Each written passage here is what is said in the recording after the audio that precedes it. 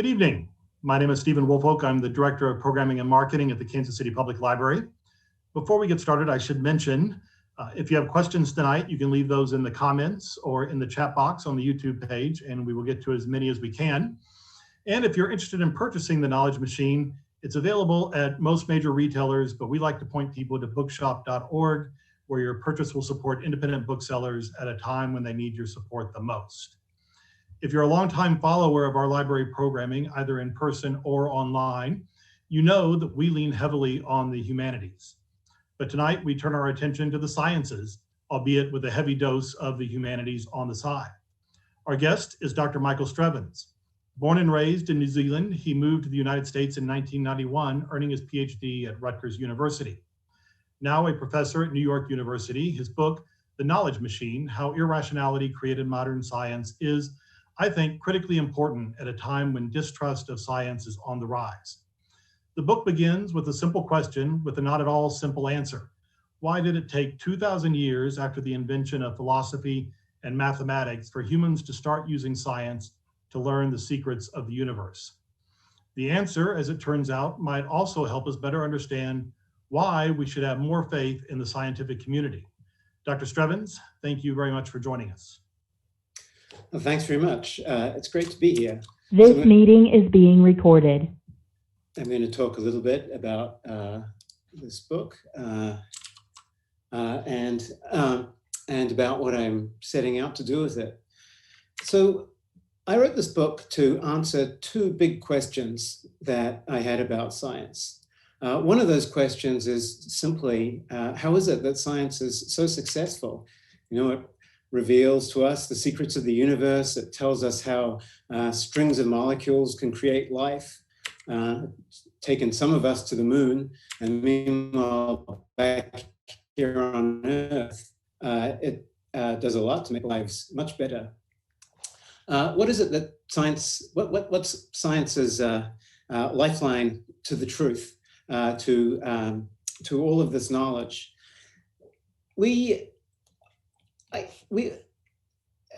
A typical answer to this question, and I think one that's certainly on the right track, is that the story has something to do with evidence.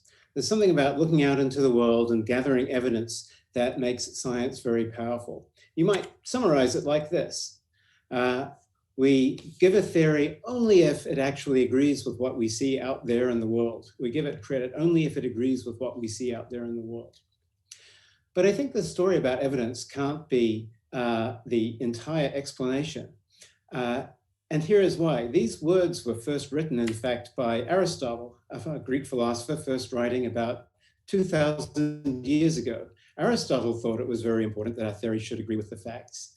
Yet Aristotle did not invent science. For all of those marvelous discoveries and incredible technologies, we had to wait another 2 millennia. So something is going on in modern science, a certain way of treating or looking at the evidence, perhaps, that wasn't around in Aristotle's time. And that's what motivated me to pose these questions. One is a more specific question about the success of science. What is it that modern science is doing with the evidence that makes it so successful and so much more successful than ancient Greek philosophy? Much as a philosopher, I love philosophy. And why did it take so long to figure out how to do it that way? My inspiration for this comes as a philosopher of science from an idea which I think is beautiful and deep, and also a little bit wrong. And in my book, I take that idea and I give it a tweak. I change it a little bit into something that I think really does turn out to answer both of these questions. The idea I begin with is due to probably the most famous philosopher of science, Thomas Kuhn, who wrote in the middle of the last century. His most famous book is called The Structure of Scientific Revolutions, published in 1962. And it's in this book that Kuhn laid out his view of scientific progress as a series of what he called paradigm shifts. So his idea was that at any particular time, a certain branch or domain of science, say astronomy or some part of physics or biology, is run according to a kind of a plan, really a totalizing worldview, to which he attached this term paradigm.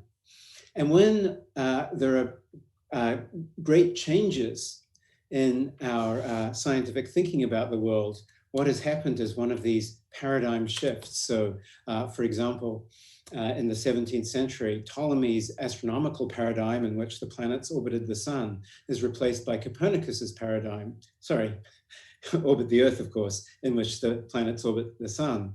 Or at the beginning of the 20th century, Newton's paradigm, in which gravity is a force exerted by mass directly on other masses, is replaced by Einstein's paradigm, in which mass actually twists the structure of space-time.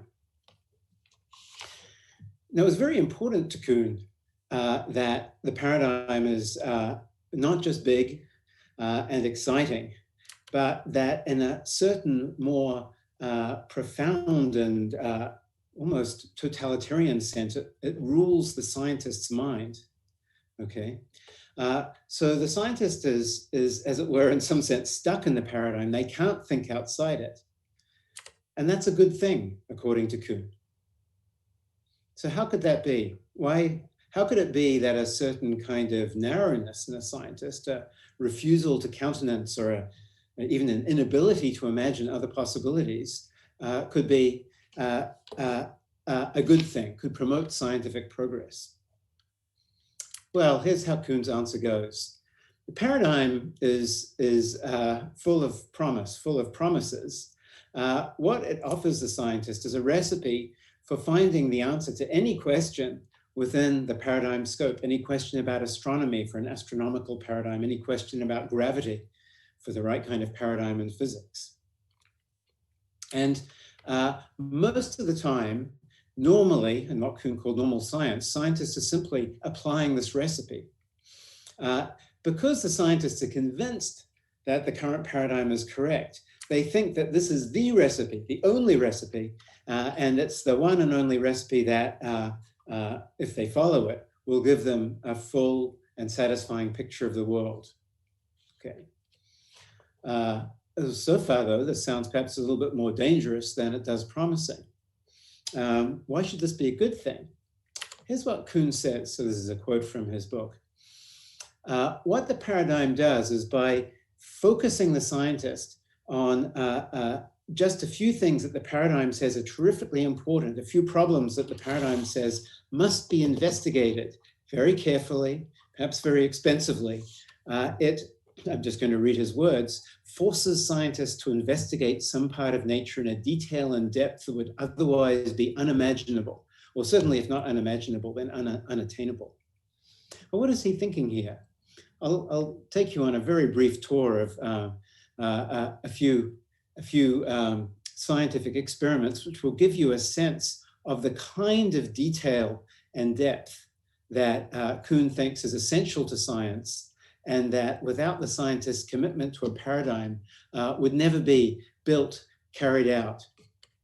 Here's one that was in the news, has been in the news recently, was successful just a few years ago in winning its creators the Nobel Prize. This is the LIGO experiment to detect gravitational waves. In fact, this is just one small part, or rather one large part of the LIGO experiment, which consists now of several different complexes like this. Those long, straight structures you can see have to detect, they have to be so straight and so still that they can detect tiny movements created by gravitational waves that are a fraction of the size of a proton. And it took 50 years to build these things in a way that would finally succeed, with many reverses along the way. The threat of losing funding, long runs of experiments that produced no results. But the scientists stuck with it for those 50 years and finally got their results. This is the kind of focus that Kuhn thinks is necessary to make enormous scientific progress, to turn up the details that really matter. But to take a very different, much more personal, but still incredibly grueling scientific enterprise. This is the island of Daphne Major, which is a tiny island in the Galapagos Islands, It's about half a mile across. Two biologists, Rosemary and Peter Grant, have been going to this island every summer for the last 40 years. It's about as hospitable as it looks. And what they've been doing there is they've been tracking populations of finches, the famous finches of the Galapagos that Darwin used in his thinking about evolution. And they've been following those populations, literally tracking every single bird. That requires quite some commitment. One of their many interesting discoveries, perhaps the most exciting of all, was observing the creation of an entirely new species through hybridization. The paper that established that this really was a new species was published not too many years ago, and probably about 40 years after they first started going there.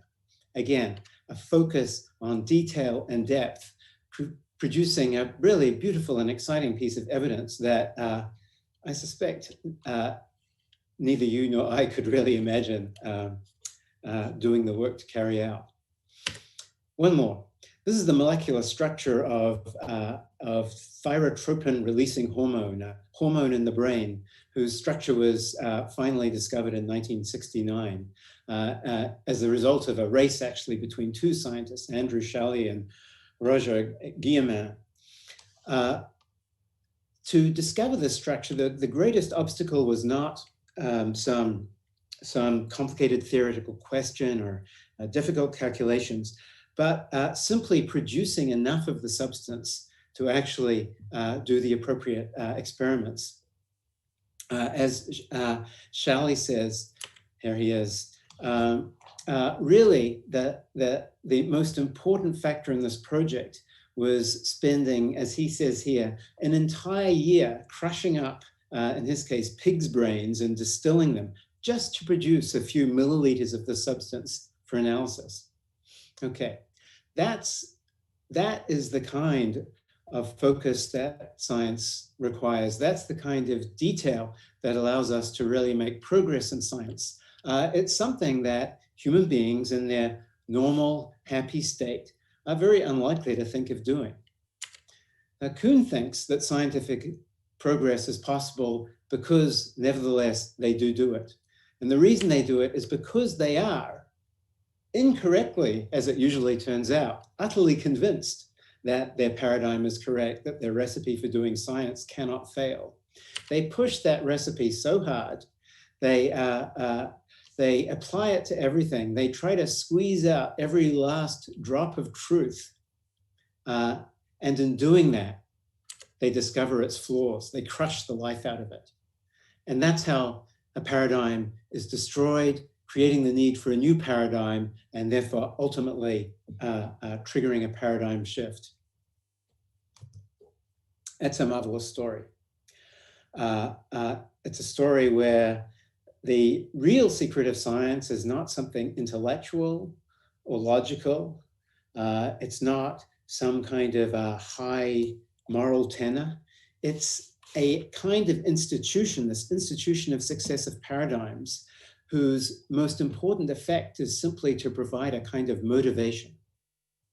Motivation is all. Well, I say it's a beautiful story, but just as paradigms change, so do theories of science, and so we have to ask, was Kuhn right? It's essential to Kuhn's picture that scientists are convinced, really convinced the paradigm is correct, or they wouldn't have the confidence in it to block out all the alternatives and just chase this one way of doing things. Many historians and sociologists, though, working since Kuhn, although they've been hugely influenced by him, have ended up being very skeptical that scientists really are so blinkered. Here's one example of this. This is a bunch of physicists at the Large Hadron Collider, another one of those very expensive, very complicated experiments, saying, we want to break physics. We want to find evidence against what's called the standard model, the current wisdom, the current paradigm.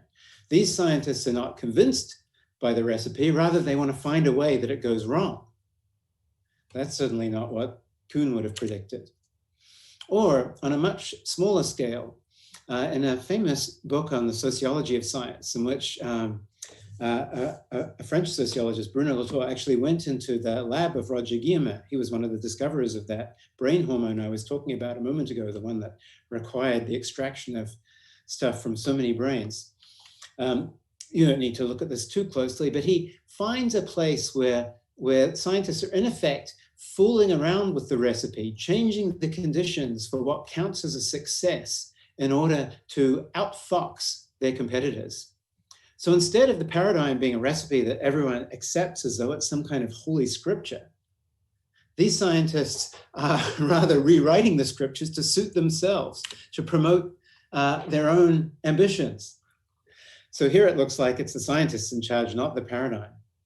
It seems that Kuhn does not have what he most needed, which is a kind of an unthinking commitment to the paradigm. But still, I love this story so much, I wanted to find something right about it.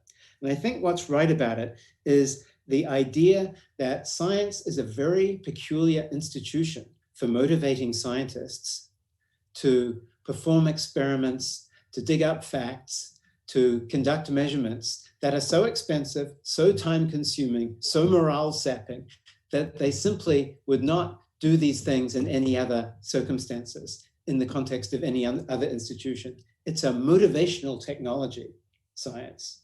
And it's what drives scientists to uncover these facts that are ultimately responsible for progress. So let me tell you a little bit about how I think that works. I think we should think of the rules of science not as something that scientists unthinkingly believe, not as something like a religious dogma, but rather like the rules of a game. But scientists want to play the game, and so they agree to abide by the rules. And the most important rule is this rule. It's the evidence rule. I said that evidence would be critical. Only empirical evidence counts. That is at the absolute core, the kernel of science.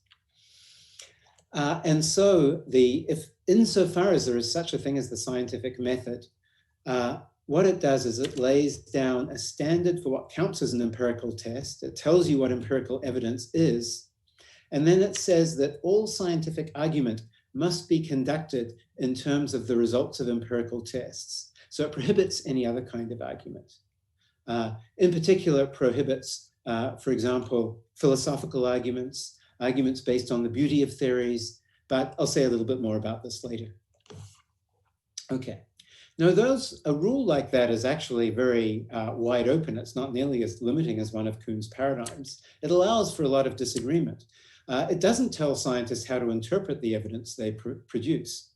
And in fact, they disagree a lot typically on how to interpret the evidence. But it does create a certain kind of consensus. Everyone agrees, all the scientists agree that, first of all, every argument they have is to be resolved by conducting some experiment or making some observation. And they agree which kinds of experiments and observations are relevant. Okay. So this means they have a kind of consensus on what count as moves in the game and how to go on. And the reason that this rule is so important, even though it doesn't say much, is that it has these functions. First of all, it simply binds scientists together in a single argument because they agree on how to go forward. Second, it pits them against one another, arguing in favor of their theories, against their rivals' theories, or simply playing to find out the truth in a way that means evidence is continually generated.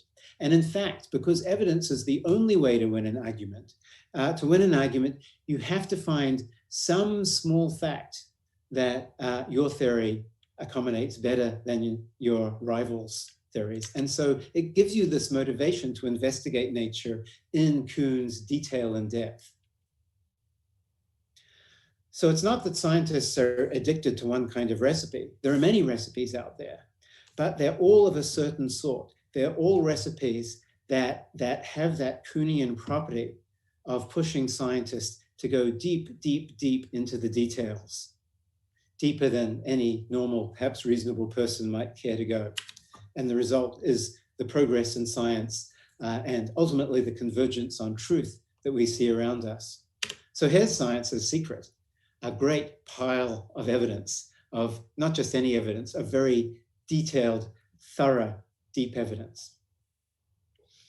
Okay, Well, I have a few minutes left, and that's just as well because I promised to answer not just the question of what science's relation to the evidence is such that it should be so successful, but also the question of why it was so late to come along. Why was it that even though Aristotle clearly saw the importance of observation and conforming to observation and evaluating theories of physics, biology, and thought and everything else he wrote about, why was he not a modern scientist? The answer is that although he thought empirical evidence counted, he didn't think that only empirical evidence counted. He thought philosophy too was extremely important. Well, skip forward to Descartes, writing 2,000 years later. We remember him as a philosopher, not a scientist, even though he wrote extensively about physics. And why is he not a scientist? Because he too thinks that empirical evidence is not the only thing that counts in figuring out the truth. In his great philosophical system, in fact, he has knowledge ultimately depending on the knowledge of God.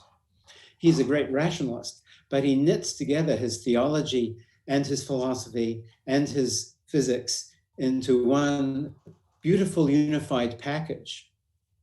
But it's too beautiful and it's too unified. It distracts him, as Aristotle was distracted by his philosophy, from the empirical evidence. And so he doesn't go as deep.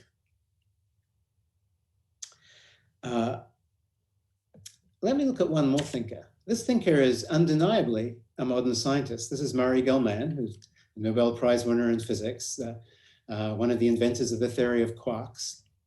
And here is Gilman telling us that empirical evidence isn't the only thing that counts. Here he's saying that beauty and simplicity and elegance are also very important in deciding on the correct hypothesis. Well, wait a minute, you may be thinking, am I contradicting myself? I've said in science, only empirical evidence counts. And yet here's a modern physicist who, like Aristotle or Descartes, is saying other things count as well, aesthetic thinking. Why wasn't Gilman distracted from looking at the empirical evidence? Well, the answer is that Gilman, however much he may have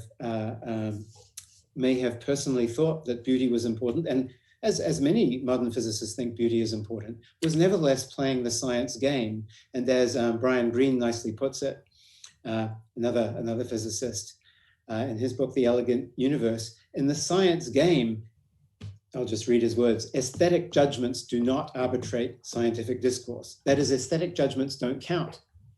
Murray Gilman can praise beauty, he can use beauty as an inspiration, but when he goes to argue for his theories, when he publishes papers putting forward, for example, the theory of quarks, he is literally forbidden from invoking beauty as a reason to favor his theories. All he is allowed to do is point to empirical evidence. He's got to, for example, point to new predictions that his theories make, or at least show how that they conform to what we already know about the particles of which the universe is made. So the game forces Gilman, however he thinks in his private life, and forces every modern scientist to, in the end, make their case with empirical evidence. And that means they or the experimenters who are testing their theories, just like those experimenters at the Large Hadron Collider, have to do what Kuhn rightly thought was so essential to modern science, which is dig out the details. An upshot of this, and this will finally get me to my explanation of why science is so late, is that the rules of scientific argument that say only empirical evidence counts are, strictly speaking, irrational. Well, they certainly look that way, or should look that way, to practicing scientists, and indeed to everyone who came before practicing scientists. Okay, here's a basic principle of rational argument that every logician and philosopher will agree on, that when you're deliberating about something important, you should take into account all relevant considerations, at least all relevant considerations that are not too expensive to take into account. Well, someone like Gilman thinks that aesthetic reasons, the beauty of a theory, is something that is highly relevant. Furthermore, it's easily available. Those judgments of beauty come easily to these physicists.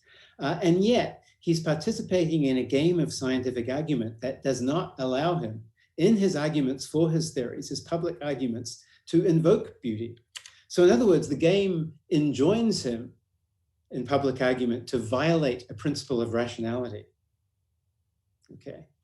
And in fact, this, as I've said, this science works so well precisely because of this irrational narrowness, because scientists may not appeal to these other factors, no matter how important they think they are, because they must focus on the evidence.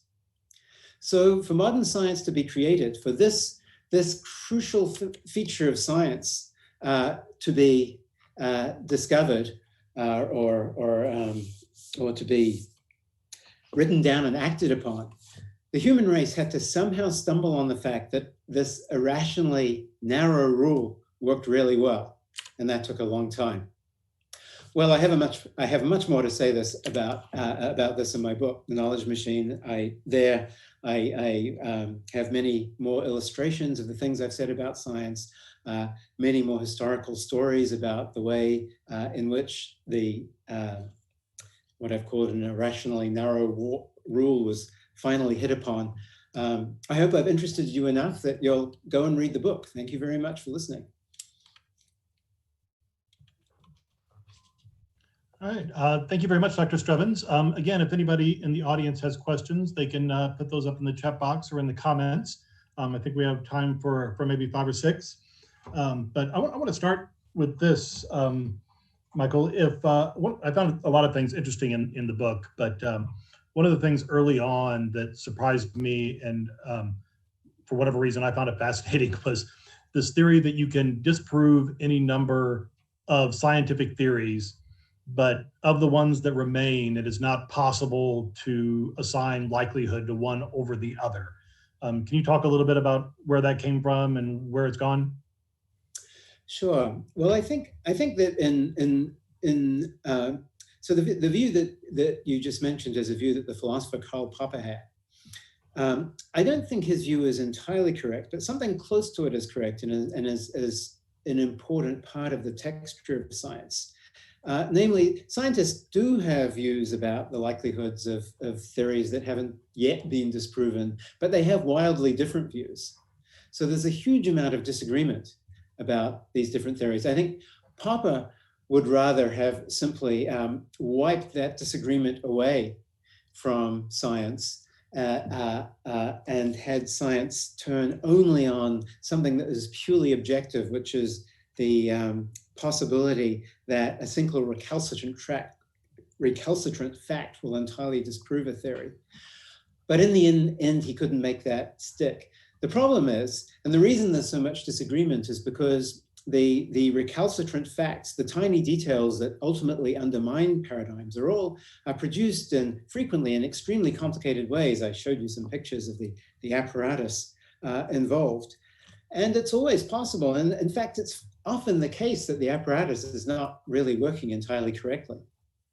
In my book, I tell the story of Eddington's famous expedition to view a total eclipse of the sun in 1919 to disprove Newton's theory and establish Einstein's theory of relativity.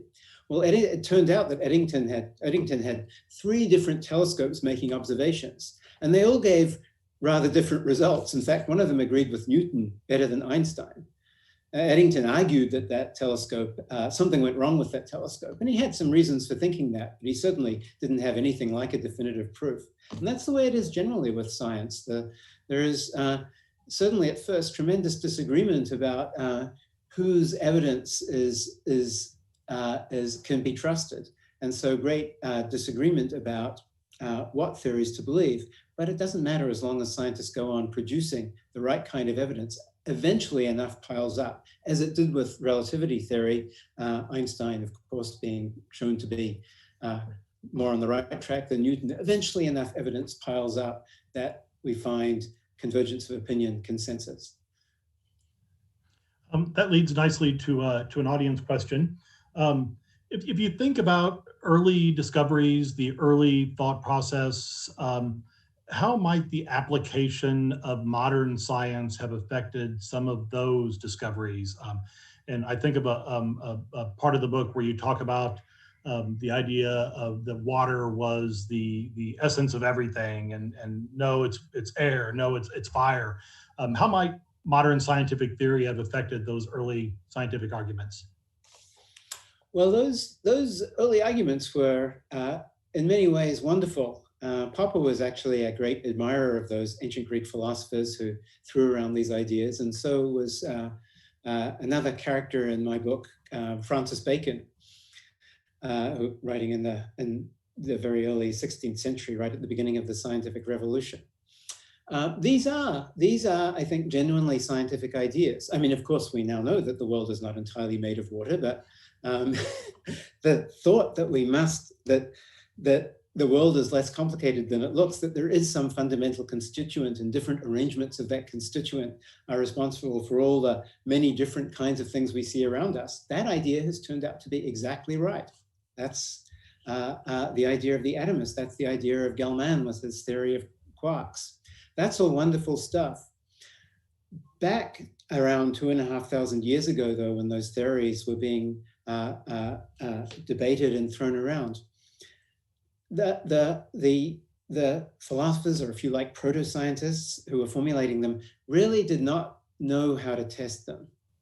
Now, it's not that they didn't understand their connection to the evidence. They thought that the Thales, who thought everything was made of water, thought that this theory was a rather nice explanation of certain features of things, certain features of the world, for example.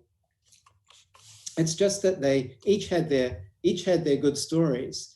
And looking back now, 2,500 years later, we can see that the quality of those explanations, the loveliness of those explanations, was not enough to decide between them. What was needed was that kind of Kuhnian small detail. It's really only by developing instruments that can start to discern the structure of what turned out to be the incredibly tiny particles that make up matter that we could begin to answer these questions. And so, in fact, even in Newton's day, we didn't really know what the world was made of. It's a discovery that of the last 200 years. So we have two audience questions here that are kind of related. I'll start with this one.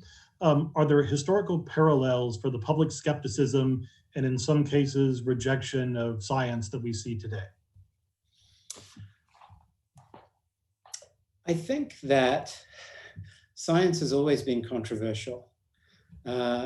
It's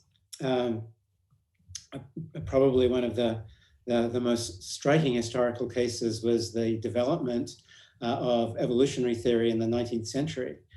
Darwin's idea that all life had a common origin, that the species were not created separately by God, but were rather molded by natural selection.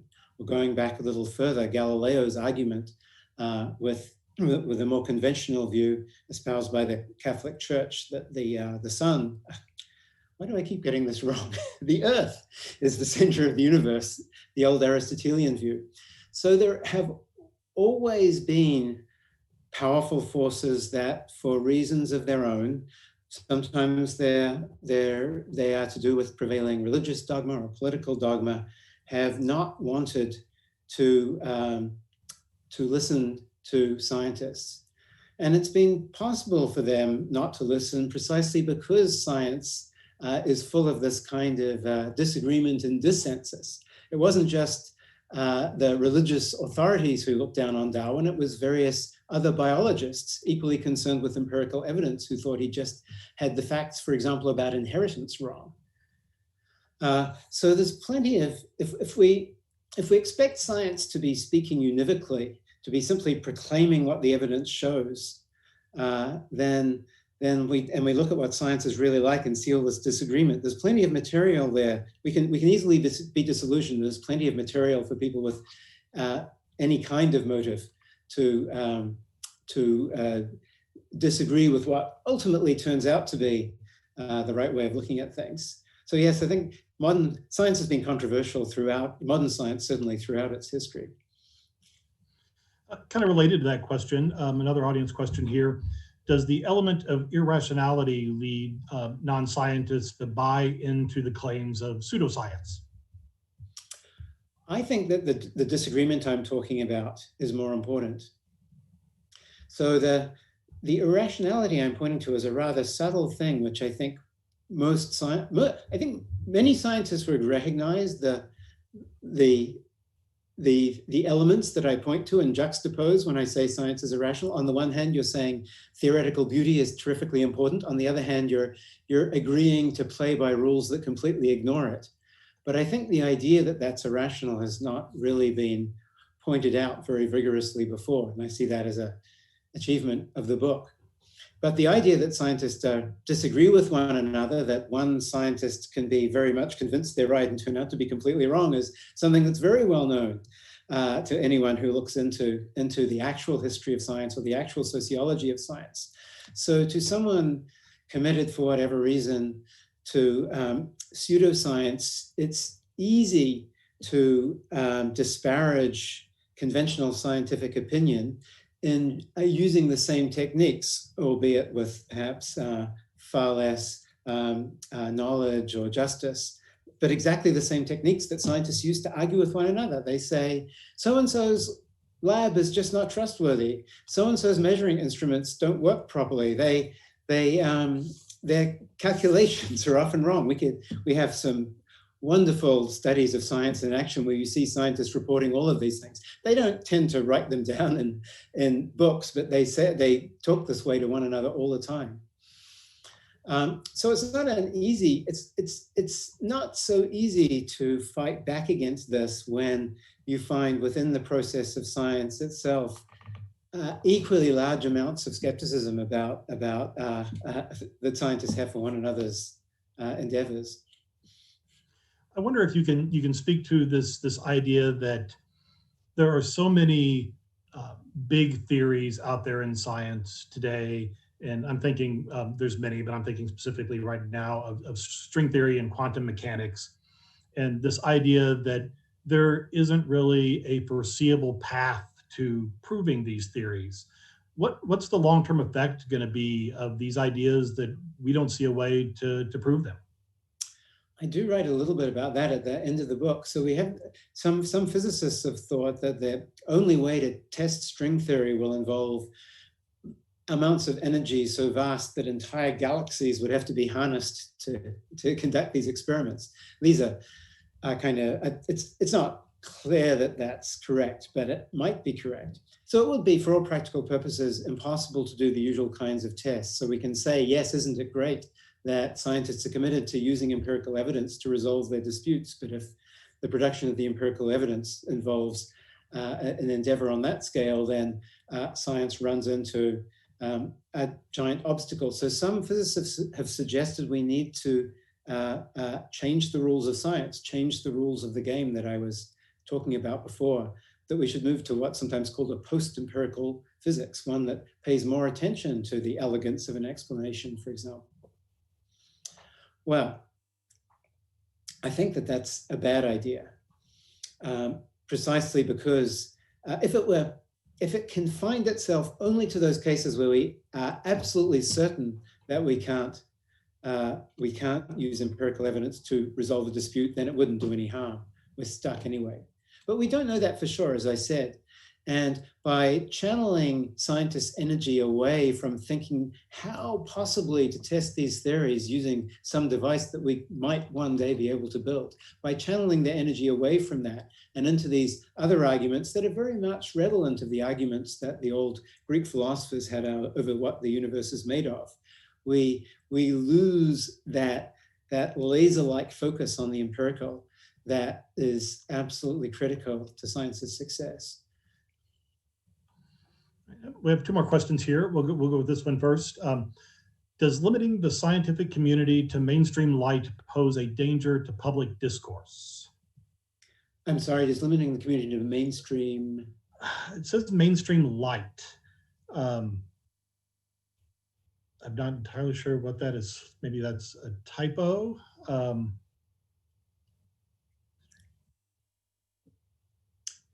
Yes, but I guess, can you just talk a little bit about, I guess, how the limitations that the scientific method puts on research, how does that impact public discourse?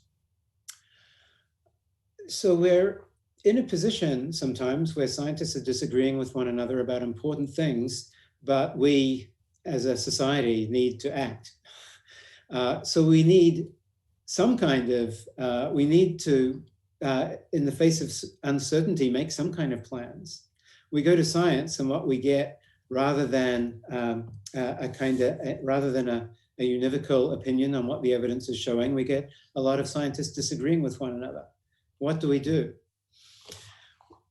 We need some kind of body which is going to, in a certain sense, stand outside of science to examine the range of opinion and find what is going to be, in the end, something that's more like a middle of the road rather than a consensus.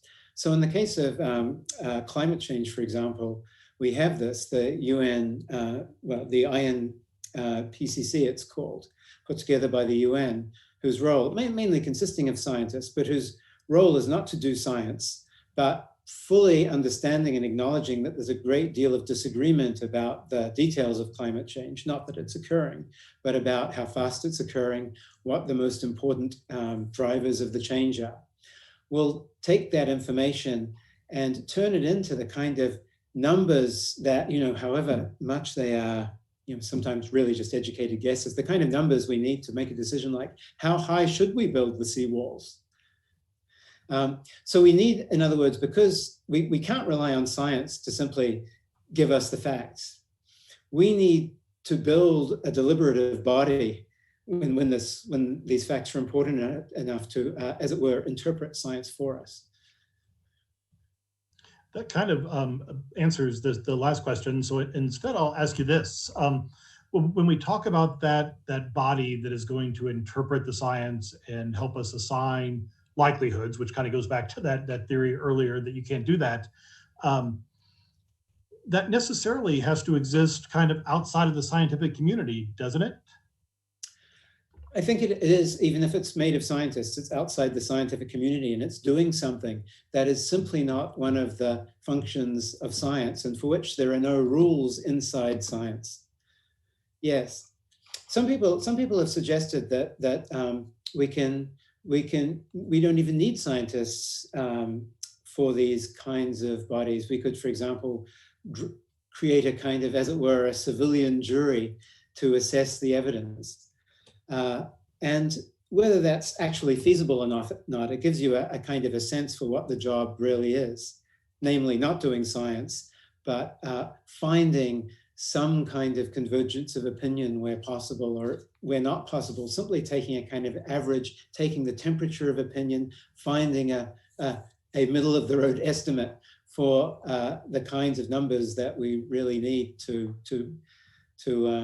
well, in many cases, to avoid disaster. And we're seeing the same thing, of course, with COVID, and we have these numbers like the R factor or the K factor that it's really important to know about, and yet which are often very difficult to determine at the relatively early stages when there's just not all the evidence we would like to have. There's actually one more question here, and I find this kind of interesting. So we talk a lot about distrust of science in modern society, but it's not really exclusive to science. We see people questioning the humanities as well, and history in particular, whether it's rethinking of Hitler or rewriting the Confederacy. Is there something in society that's causing kind of this distrust, not just of science, but of established academia? The truth is that academics, humanists, scientists, everybody else, we're all human, and we all have ulterior motives. And these ulterior motives, to some extent, affect what we do.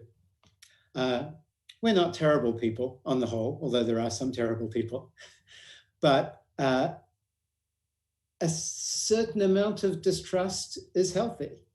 A certain amount of understanding that the process of science, or the process of humanistic discourse and history, or for that matter, philosophy, that the process is consisting in the contributions of individuals whose opinions about things that really matter are colored by their needs, their prejudices, their ambitions.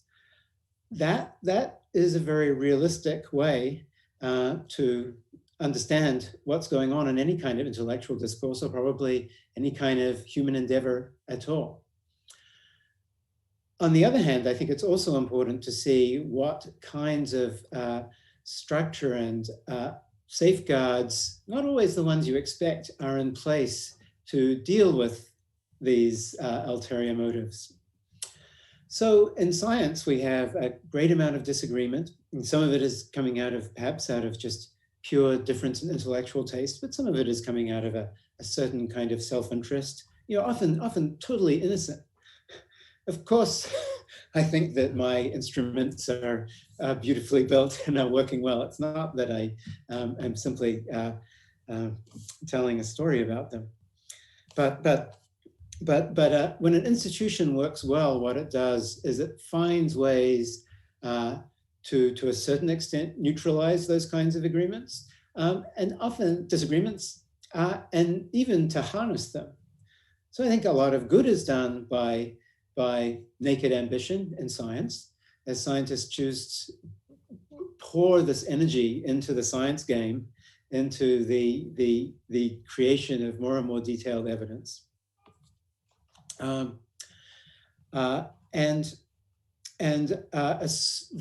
are certain kinds of there are really two kinds of ways of diminishing the negative effects. One is short-term and one is long-term. And the short-term one is a bit shaky, but it's simply the fact that you have many different opinions, many different voices. Okay, so as long as science is not entirely captured by a scientific dictator, which is very unlikely given the way it's structured, there are many voices to look at. So we should be rightly suspicious of one voice, but we shouldn't, at the same time, we shouldn't entirely throw in our lot with another voice. We should step back and look at the whole picture, or put our trust in somebody that does this for us. That's in the short term. And in the longer term, what we have is the simple accumulation of evidence that begins to more and more point the way to the few theories that really are capable of dealing with all the small but very demanding facts. I think that is a good place to end things. The book, again, is The Knowledge Machine, How Irrationality Created Modern Science. Give it a look. It's a fascinating history. Outstanding. Well done, Dr. Strevens. Thank you for joining us tonight. Thanks so much.